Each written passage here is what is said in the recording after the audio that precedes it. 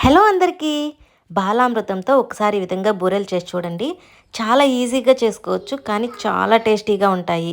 ఈ బూరెలు చాలా ఈజీగా చేసుకోవచ్చు. ముందుగా ఒక బౌల్ తీసుకుని దాంట్లోకి 2 కప్పులు బాలామృతం తీసుకుని, కొంచెం యాలకుల పొడి వేసుకుని, వాటర్‌తో వీడియోలో చూపించిన విధంగా కలుపుకోవాలి. ఎక్కువ వాటర్ పట్టవు. వాటర్ చూసి పోసుకోండి. ఈ విధంగా కలుపుకుని ఒక 1 అవర్ పాటు పక్కన పెట్టేసేయాలి. చూసారు కదా!